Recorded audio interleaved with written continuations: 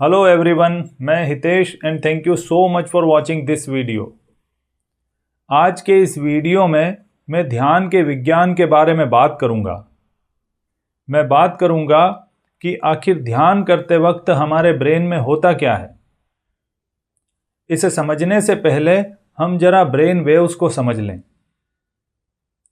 हमारे ब्रेन की गतिविधि को ईईजी मशीन के द्वारा ब्रेन वेव्स में नापा जाता है और इन ब्रेन वेव्स को 5 हिस्सों में बांटा गया है: बीटा, अल्फा, थीटा, डेल्टा और गामा।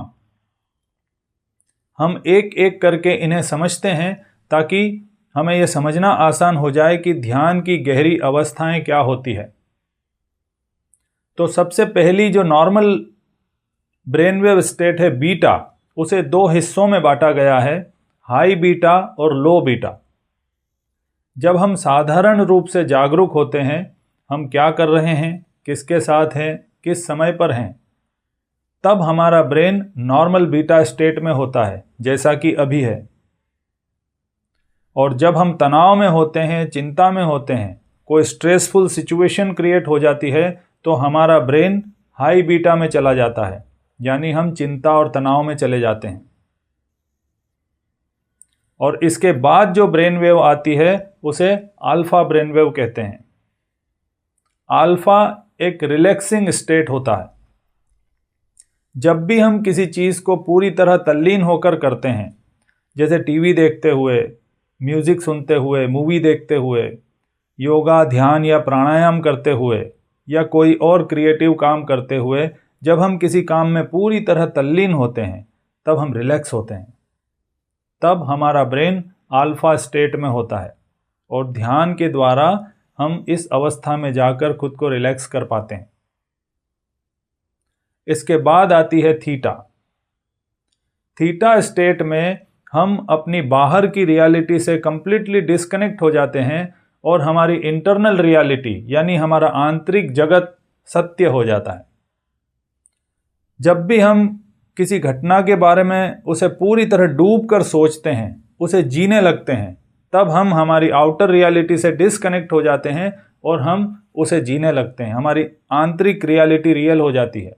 इस वक्त हमारा ब्रेन थीटा स्टेट में होता है।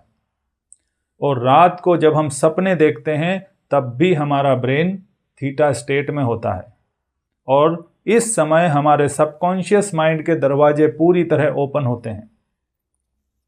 तो ध्यान के द्वारा इस अवस्था में जाकर हम अपने सबकॉन्शियस को यानी अचेतन मन को फिर से संस्कारित कर सकते हैं, रीप्रोग्राम कर सकते हैं। और इसके बाद आती है डेल्टा। डेल्टा नींद की वो अवस्था है जहां पर सपने भी नहीं होते। ये एक परम शांति की अवस्था होती है और इस अवस्था को रिस्टोरेटिव स्लीप भी कहते हैं, क्योंकि नींद की इस अवस्था में हमारी बॉडी की हीलिंग और रिपेयरिंग होती है।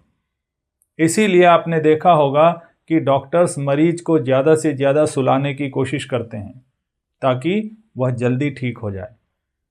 और ध्यान के द्वारा इस अवस्था में होश पूर्वक जाया जा सकता है। और इसके बाद आती है गामा। दुनिया की सभी स्पिरिचुअल प्रैक्टिसेस का गोल इसी अवस्था तक जाना है। गामा में हमारा ब्रेन पूरी एफिशिएंसी यानी पूरी क्षमता के साथ काम करने लगता है और हमारे ब्रेन के कई हिस्से जो पूरा जीवन सुषुप्त पड़े रहते हैं, एक्टिवेट नहीं होते, वह सभी एक्टिवेट हो जाते हैं, जागृत हो जाते हैं, जिसकी वजह से इस स्टेट में हमें इस पूरे ब्रह्मांड के साथ एकाकार का अनुभव होता है। यहाँ पर जितनी भी अदृश्य ऊर्जाएं हैं उन सबको हम अनुभव कर पाते हैं। और इसीलिए आपने देखा होगा कि दुनिया के किसी भी धर्म का व्यक्ति जब इस अवस्था तक पहुंचता है तो वह एक स्टेटमेंट देता है कि यहाँ पर सब कुछ एक है, यहाँ पर तू और मैं अलग नहीं है, एकाकार है। तो इस तरह गामा में इस पूरे ब्रह्मांड के साथ एकाकार का अनुभव होता है और हमें अपने असली स्वभाव का पता चलता है कि हम कौन हैं।